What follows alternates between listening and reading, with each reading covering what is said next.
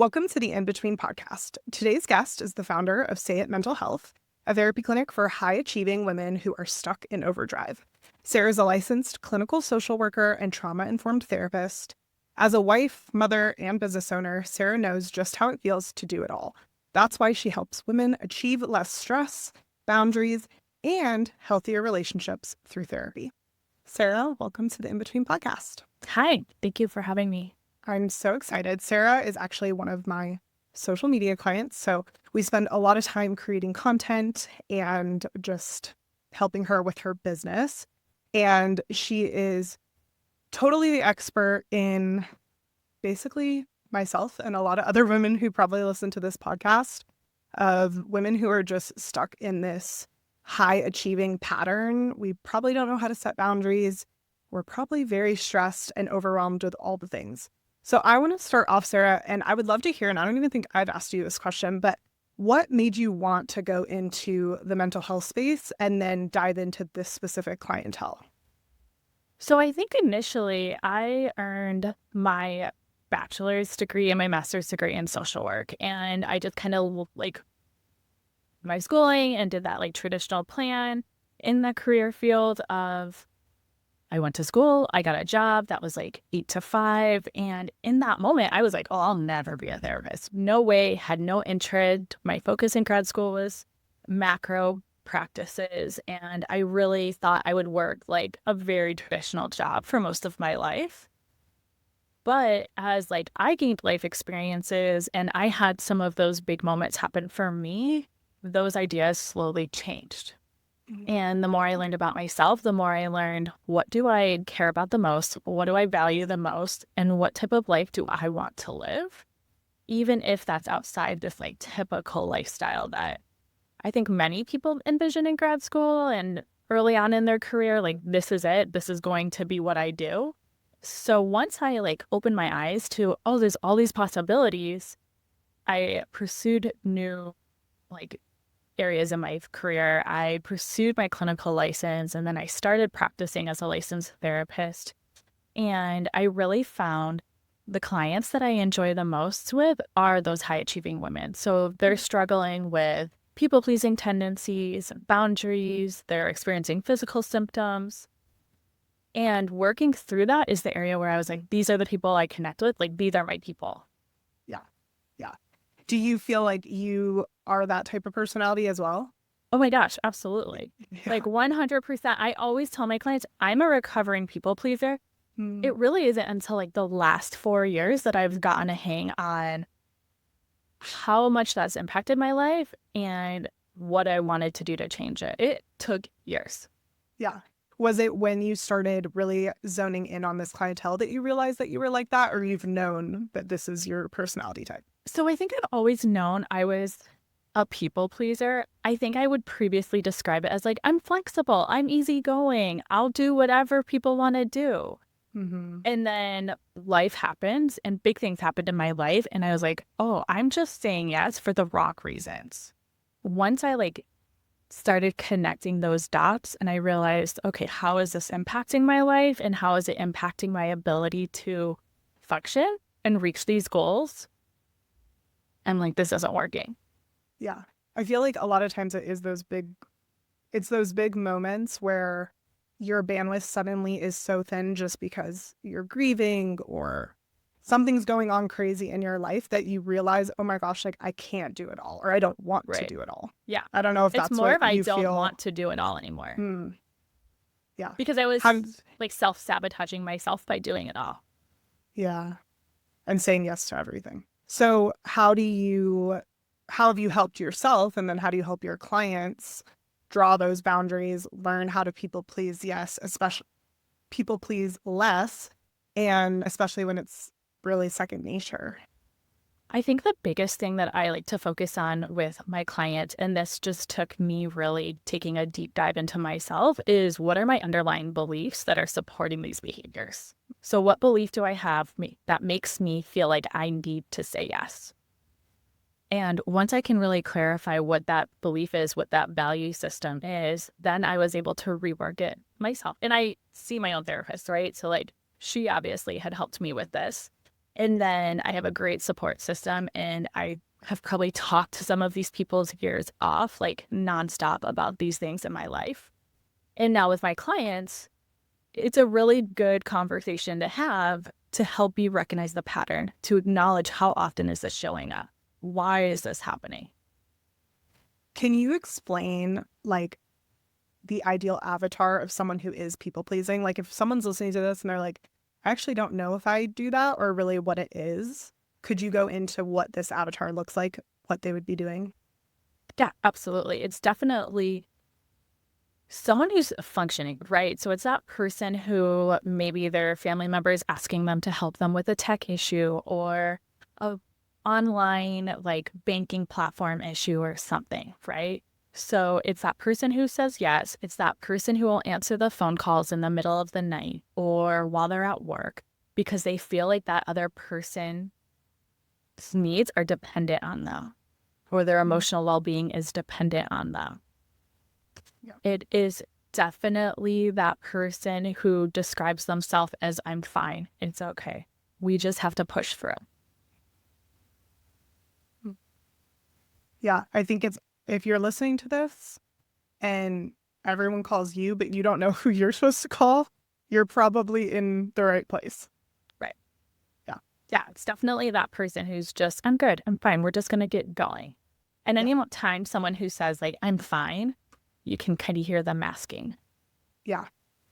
I think it's so much harder than you realize trying to switch those thought patterns and not automatically just say yes, yes. And I still struggle with it all the time because when you're naturally like that and in one frame, I'm like, oh, I'm so caring and I just want to help everybody. And it's a fine line between like being both. Right.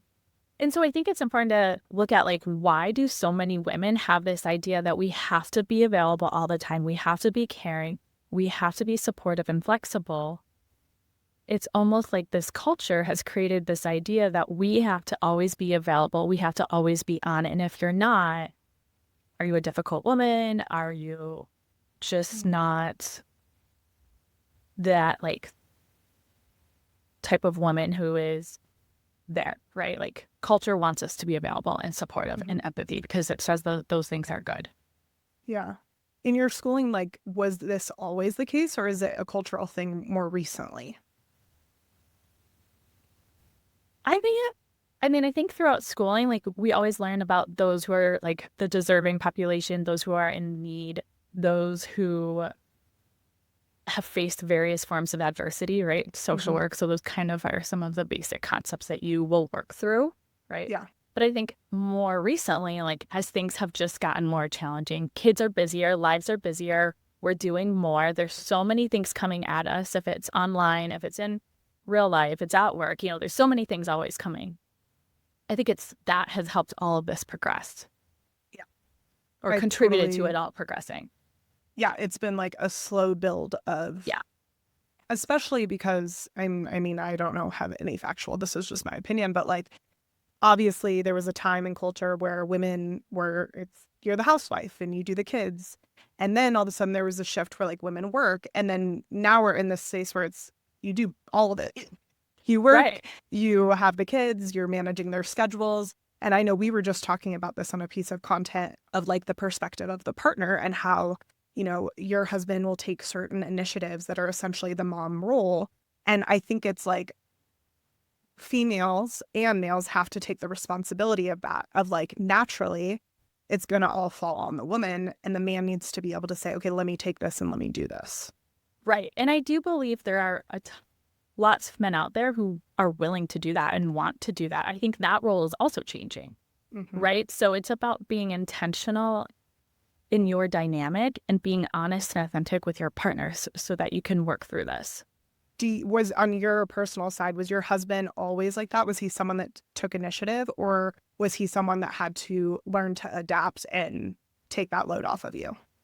We have been married for quite a long time, about 15 years. And so I think we have both grown, right? Yeah. So different evolutions. He had, an idea of one. He had one idea in the beginning. I had one idea. And throughout the course of our marriage and our relationship, we've kind of adapted on what he needs to do, what I need to do, what we both want to do together to make our system function, our family Yeah. system.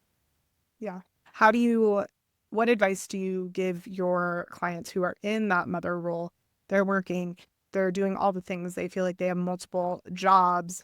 The mental load is heavy, and they maybe have a partner that's not really stepping up and helping with that mental load. What's the advice that you give them?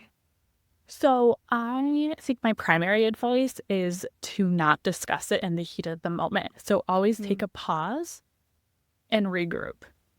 And then from there, we have to talk about like what do we need and what do we envision this relationship looking like Mm. versus like the nitty gritty. When we get to the nitty gritty of the details of you didn't do this, you didn't do that, those conversations are not really productive. Mm. To be able to say, okay, this is what I envision this dynamic looking like. What's your envision of it? Because we both come from separate families, right? And so, like, how my husband and his family system was when he was a kid and how mine was very different. And so now we're creating our own family system, and we really have to look at what is this going to look like for us? And how are we going to create a dynamic that works for us?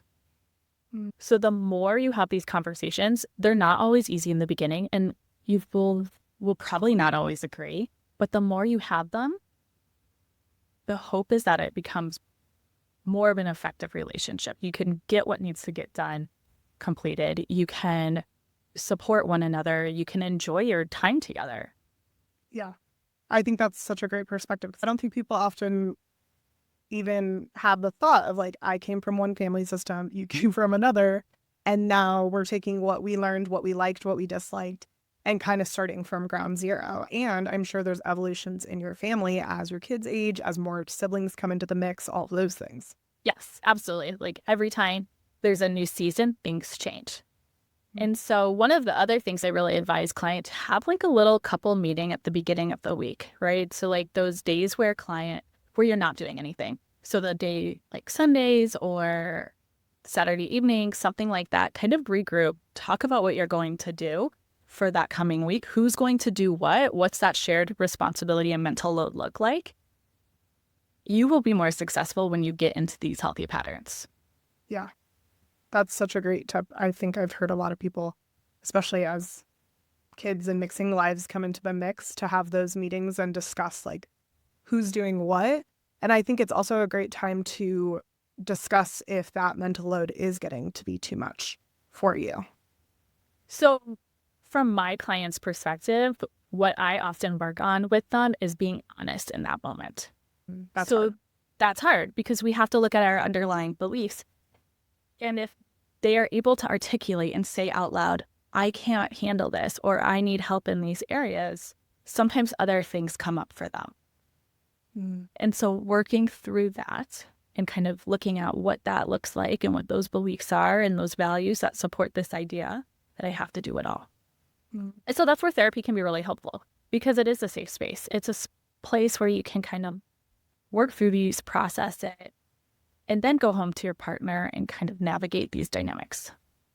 Do you find that your clients often, not that they don't know their beliefs, but they've never really spoken them aloud, and that's something that you guys can establish together before they go into that conversation? Oh, yeah, all the time.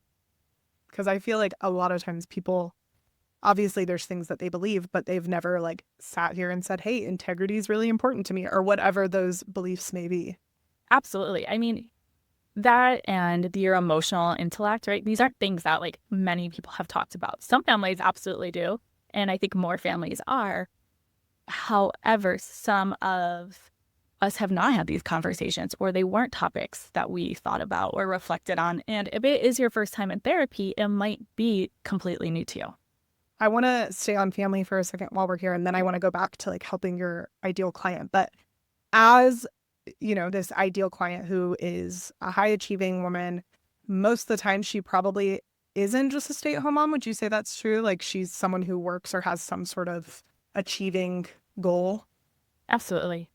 What are the complications, or what are the things that she struggles with when it comes to parenting or raising her kids? I think being present, right? So right now we are definitely in a season of life where jobs are remote. women are working from their phones. Women are working at various hours of the day. And is this a luxury? And is this give us a lot of autonomy in our day-to-day schedule? Absolutely. I think it's wonderful. It also prevents us from being completely present. And so you might be like trying to answer an email while helping or supporting your child completing their homework. And that can be hard, right? Because you're feeling torn. You want to give him that time and energy to support him in that moment. But we also need to reply to that email by the end of the day, right? How do you walk through that? So, we talk about boundaries in our sessions. What can we say no to? Working through this idea that we always have to be on and available.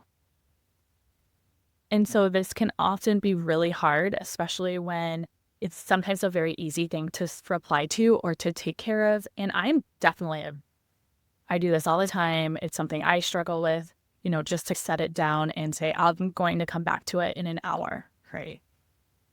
But working through this with my clients often looks like, okay, tell me what you would envision this looking like. What would it envision you manage in both of these roles?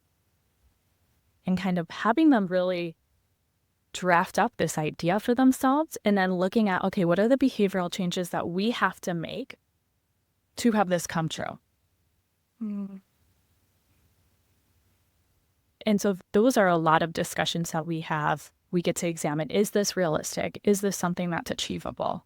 And if not, can we make other changes that will allow it to be achievable? Or do we need to revise this and vision?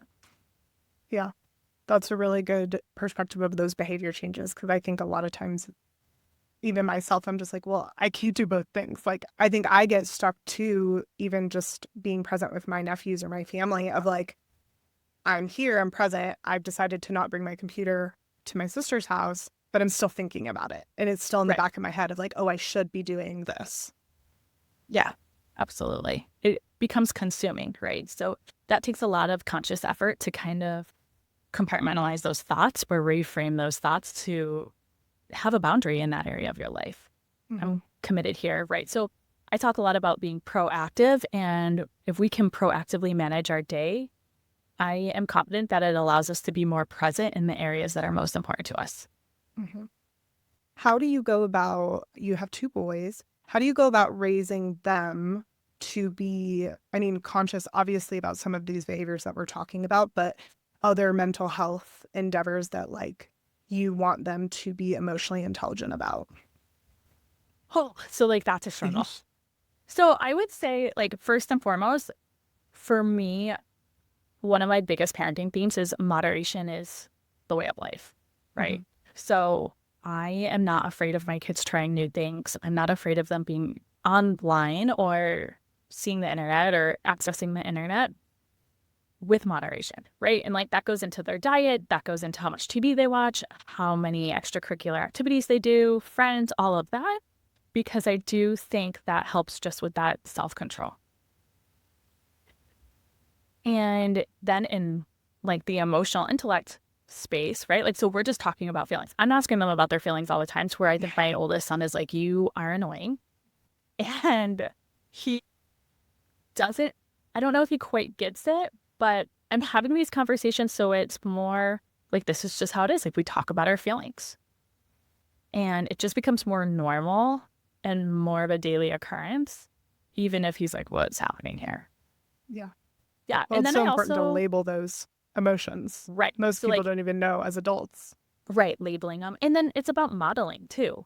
So I sometimes lose it and get frustrated, and maybe I'm not able to regulate myself, or I'm not able to express myself appropriately to my kids or even my husband. I try to really model, I'm really sorry. That was not appropriate of me. Here's what I wanted to say. I love you. All of these good things. Mm-hmm. I think that's huge, because that's not something that, 10, 15 years ago, people even understood that you could. Right. Just like you would if you were reacting that way to an adult, you can apologize to your child. Absolutely. And I think that's a really great skill for your kids to witness, and behavior pattern for them to witness. And teaching your sons about emotions and feelings and all those things, I think is it's so important just for the fact of the toxic masculinity culture and the culture that we're kind of, I would hope, failing out of, because there are obviously great men, but to teach them at such an early age allows them to develop and understand those things more clearly. That is definitely my goal. Yeah. Just to be more aware. Yeah. I love it. So let's focus more on your high achieving woman. I want to give some like tangible tips and things that they can do if they've been listening for the past 20 minutes and they're like, oh my gosh, this is me. Maybe they're getting into therapy, they're working on it, but they could do a couple of the tips that you have. So oftentimes these women, they do it all, but they're almost praised for doing it all, right? And one, I want you to go over like, what is the hidden cost to doing it all, saying yes to everything? And then on the flip side of that, you mentioned boundaries. What are some tangible things that we can start incorporating consciously today to not necessarily do it all? I think most commonly my clients are just feeling like they're sacrificing themselves. And so they are people pleasing, like we've talked about. Their boundaries are saying yes to things and not being able to, not feeling great about it afterwards. So I think that's where you get to really acknowledge, like, okay, this is me having a poor boundary, or this is me people pleasing because I don't feel great. I don't want to do these things. Or this resentment is really starting to build. And a handful of clients are experiencing other symptoms, right? So it might be a physical symptoms like they're grinding their teeth, they're waking up in the middle of the night, they have diarrhea, they have a low sex drive. All of those areas of their life, or in all of those symptoms, right? This then shows up in their relationships, how they're meeting goals in their professional life, the type of parent that they're being if they have kids. And so what I really want my clients to do is first, like I said, we work through those value systems, those underlying beliefs. And then I always want to introduce strategies, right? So like, how can we do this? A lot of the times it'll be a reflective strategy, right? So just getting them to think about these things more helps them become more aware. One thing I will ask my clients is tell me what the physical symptom looks like, because our body typically responds before our brain connects, like, this is happening. And so it might be a stomach ache. It might I always describe like my neck is bright red when I'm uncomfortable. So like I'm itching it and I'm uncomfortable. And that's when I know something is wrong. So the minute we can recognize this is my physical sign that something's going on, I can ask myself and do a check-in. So let's do that check-in and we'll describe what that looks like. I'll often ask clients like, okay, what did you say yes to that you didn't want to do this week? Examining what areas am I having a boundary violation. Yeah, because I feel like you don't even know when you're saying it. And if you sometimes it's automatic. Ask that question, you're like, oh, wait, there are things I wanted to say no to. Right. So it can be automatic. And so really being able to say, okay, this is the boundary violation that I had this week, right? What did it cost me? So maybe it cost you time with your kids. Maybe it cost you sleep. Maybe you weren't able to meet a deadline at work because you committed to something else. Right. So kind of doing a daily check-in or a biweekly check-in, those can be really helpful for you to just become more aware and get a stance on this. I love that idea. I think it's so important because we go through life and we just don't even sit to actually have a conscious thought that we're choosing to have. Right. Yeah. So when someone is in that feeling kind of that you described, they're trying to send the email, they're also trying to do homework with their kids and dinner's got to go on and all these things, and you're feeling pulled in a million directions, how do you regain your sense of control? Like, do you go and you take a breath? Do you do one thing at a time? How do you simplify it so it's not a million things trying to pull you in all these directions? So I think if you're in that moment and you're feeling like you're pulled in all of those directions, at that time, I would say, let's go take a break. Go in your bathroom, lock your door, and we can do some sort of activity that calms your nervous system down. Right? So that can look like taking a shower. It can look like eating a sour piece of candy. I always tell clients, drink something that's kind of an opposite temperature. So have like an ice cold drink or a hot tea, something like that, right? Take a face roller from Amazon and rub it all over your chest. Is this going to solve your problem on a larger scale? No. But can it give you a second to decompress? Like, we need a minute to reset and really figure out what is the most important thing for me to do today. Right? So really looking at your priorities. It might be, let me help my kid with his homework. And then I'm going to reply to this email. And then I'm going to order dinner instead of making dinner.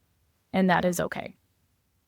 One thing that I was thinking as you were speaking is I'm a big to-do list girl, which I assume if you're a high-achieving woman, you love to-do lists too. Yes, I know Sarah does. And it's funny because sometimes the to-do list becomes toxic. Like 100%.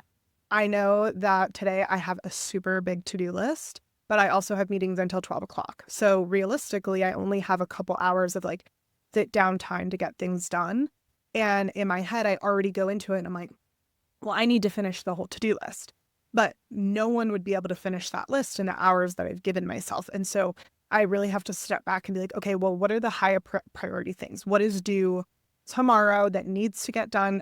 I would love to have done all these things, but it's just not going to happen. And yeah, I love the to-do list, but I'm trying to have a better relationship with it. Absolutely. Like, to-do lists can fall into this idea of toxic positivity, right? Like, it's supposed to be a good idea. And it can be a good idea, but if it's used too much, it becomes toxic. Because if we have a to-do list and we don't get everything completed, what is our belief about not completing tasks? I'm unorganized. It's I'm attached to our unproductive. worth. Right. It's attached to our worth.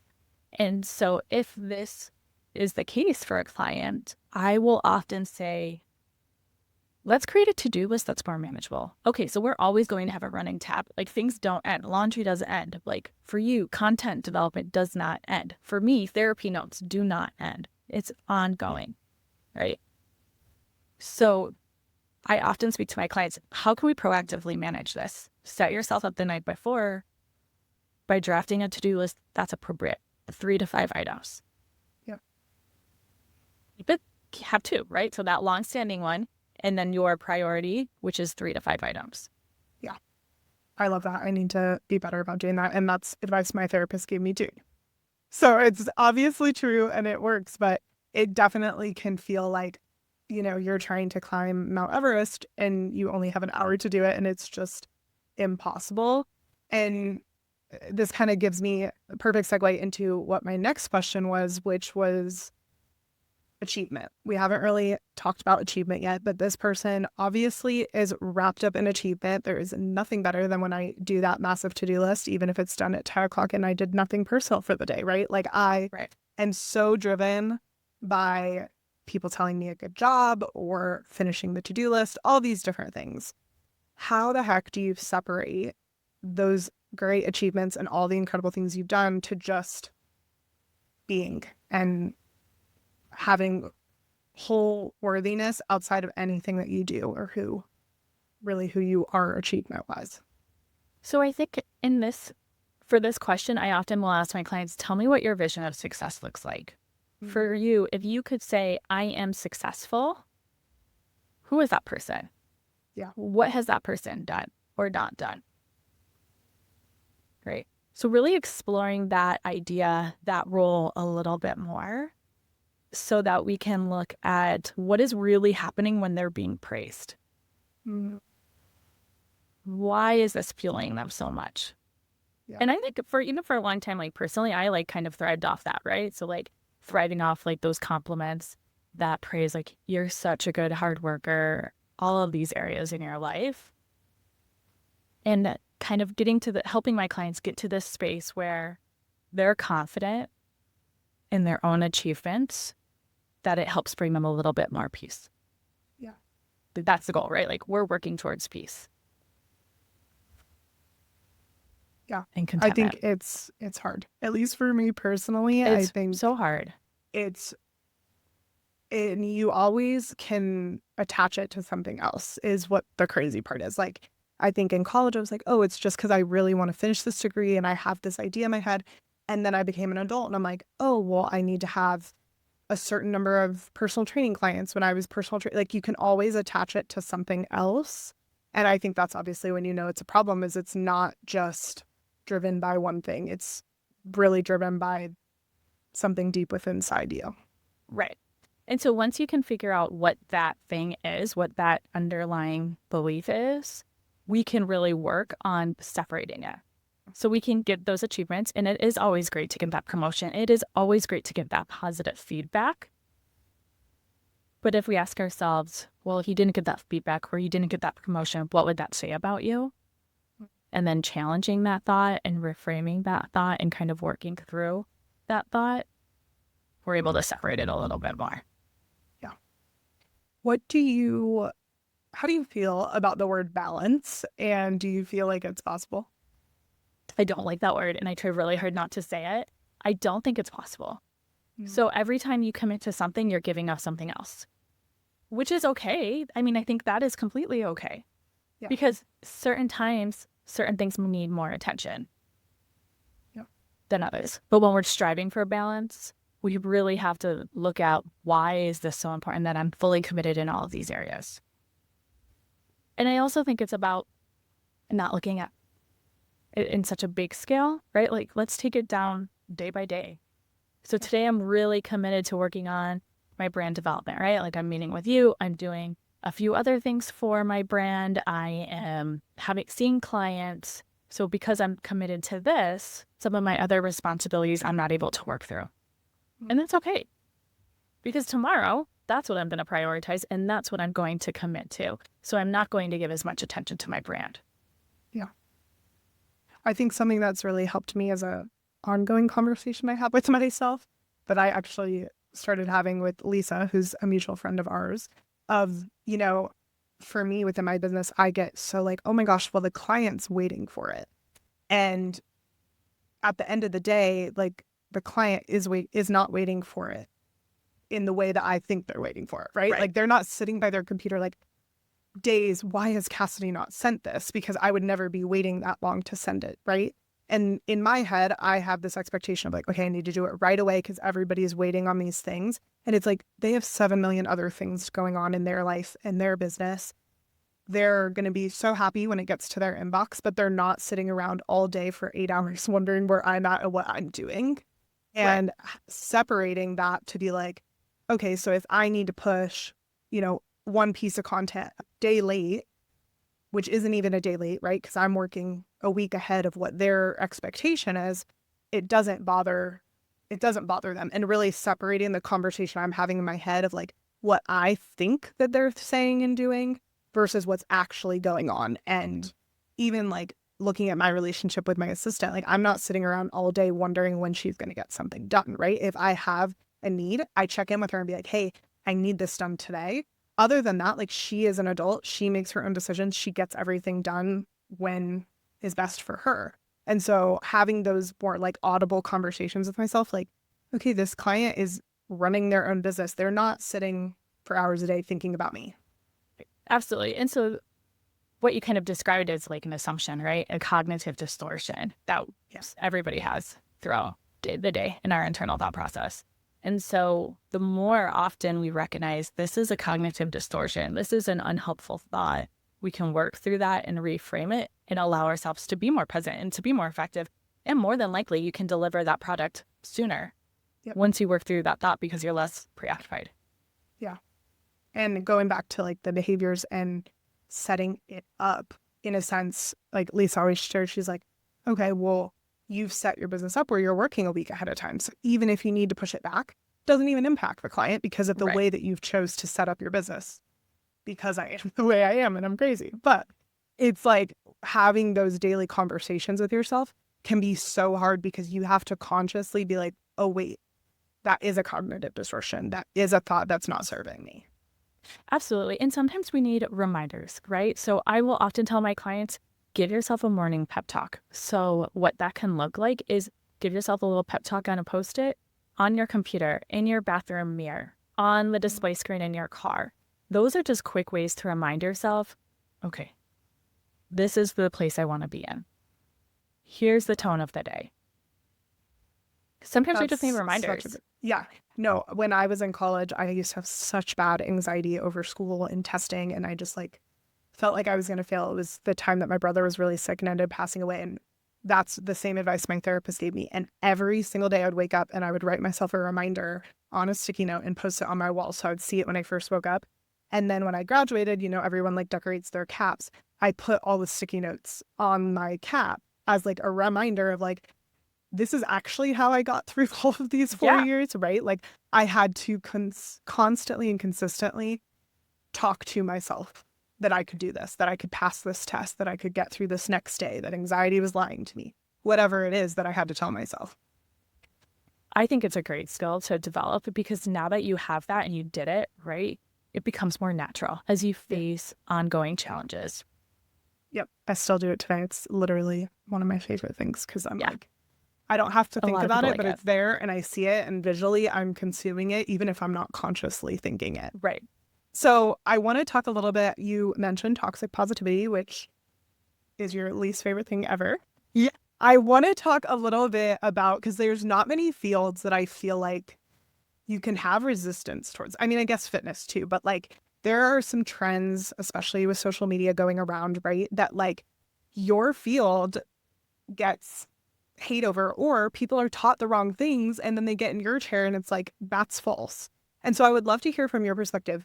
One, do you feel any resistance towards certain things like toxic positivity? Or another big one was like, for a while on social media, everybody was a narcissist and everybody was bad. So what kind of things do you see, you know, whether it's trends or just conversations with your friends or even your kids that like irk you about the mental health field that are maybe wrong? I definitely think social media plays a huge role into this, right? So, I mean, I have a page. My goal, right, is I want to speak to my clients. I want my content to resonate with my potential client or my current client. Sometimes that's where it really comes out though, right? So when we're labeling, and like you said, right, so like narcissistic behaviors was so huge for so long. Bipolar disorder was so huge for so long.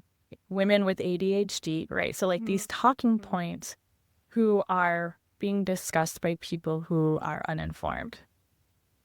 That I think really irks me, right? So like, yes, there's a space and I want everyone to feel validated and I want everyone to have the opportunity to explore what they're feeling or what their personal experience is, but being really cautious of how we're describing these symptoms.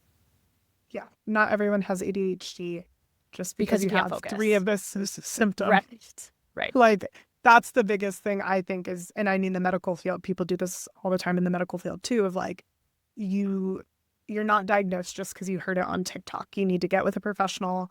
You need to evaluate what's going on in your life, and then they'll make that decision if that's something to be diagnosed, not you and your TikTok.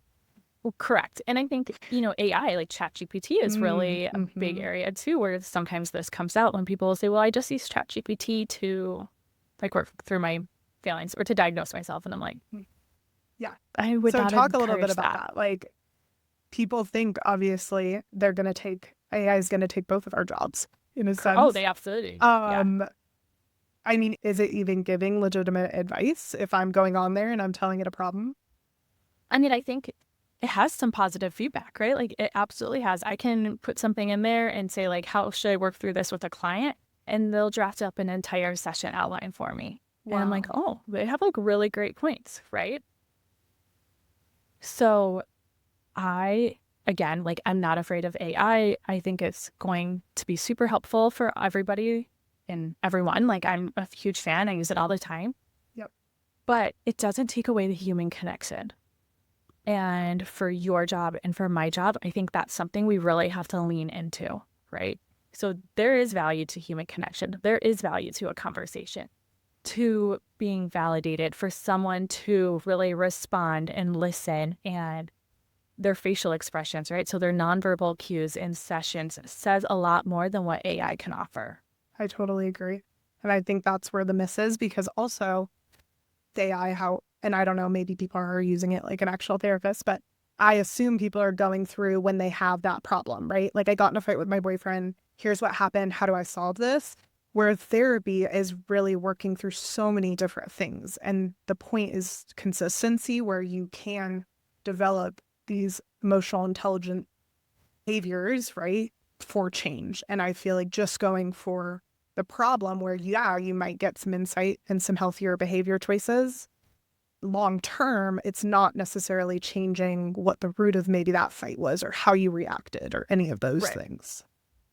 I would agree with that. Absolutely. Right. There's no, you know, they say AI, like you can train it, you can mold it to be the person that you want it to be or to provide the responses that you want it to provide you. And I think you're still going to be missing some of that awareness. You're still going to be missing some of that insight.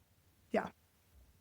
And And it can be unsafe, right? So like that would be my number one concern. Like your safety, your other people's safety is a priority, and they yep. cannot respond if you are unsafe. Well, and you bring up a good point of like, if you're going in it negative, is it matching or what you're producing? Whereas a therapist is trained, obviously, to like not be essentially a mirror at all times. So yeah, Right. I You're think they're looking for the response definitely, you want sometimes. yeah, there's a place for it. And I think in the moment, I guess if you're really struggling but at the same time, like you mentioned, human connection, like, I don't know, if you're going to AI, maybe we need to have better friendships too, right? Right. Right. Because if you're having healthy friendships or you have even a marriage where you look up to them and you can't necessarily get to your therapist that day, who is someone else that you can go to for advice or to just kind of be a sounding board for what you're dealing with? Absolutely. And in therapy sessions, that's what I talk about, right? So if I'm not available or we don't have a session, I see most of my clients every other week. So if we don't have a session one week, who else are you talking to? Mm-hmm. Who is your support system? Those are the people we want to lean into. We can lean into AI for support with our emotional well-being if we're in the middle of feeling anxious and we need to find a breathing exercise quickly. Mm-hmm. Find me a breathing exercise that I can do within 3 minutes. Yeah. That is an okay use for AI. Yeah. Well, I am so grateful for you coming on the podcast. I always finish the podcast out with a question, advice that you would give someone who's in between moment of their life. Maybe they're, you know, going through divorce, graduating school. Maybe they're just in the in between of trying to not people please anymore or relearn a lot of these behaviors. What advice would you give someone who is in the in between? My biggest advice is definitely to invest in yourself. So what does that look like, right? So it can be going to therapy, it can be your fitness or health journey, it can be exploring what do you like to do? What are your interests? What are your hobbies? And really spend that time figuring out who you are in this current season. Because I believe we change, right? So like who I was 10, 15 years ago is completely different who I am now as an almost 40-year-old woman with kids. Yep. Right? So invest in who you are and figure out who that is so that you can live that life that has the most amount of joy, fulfillment, and peace. That's such great advice. And I don't think we've ever had someone say that. So I like that's what you said. Well, Sarah, could you tell us where we can follow you on social media? Yes. Follow me on my Instagram page at Say It Mental Health. Yes. And not to toot her own horn, but Sarah's content is very good. She's very specific on how she speaks. You're not going to find toxic positivity. You're going to find actual advice and actual things that you can implement, which is one of the things that I love about what she does because she's really trying to help you and it's free. And then where can people reach out if they want to learn more about maybe having a consultation or working with you? Yeah, absolutely. In my bio on my Instagram page, you can book a consultation with me or on my website at sayitmentalhealth.com. You can kind of look through what I do, send me an email, or book a consultation. Perfect. We also have some freebies coming. So give Sarah a Yes, we're follow very and check excited. all that out because there's going to be a lot of good free content if you already have a therapist or if you know someone that's looking for a good therapist, then you can send over Sarah's information. Well, thank you so much for joining us on the In Between podcast, and we'll catch you next time.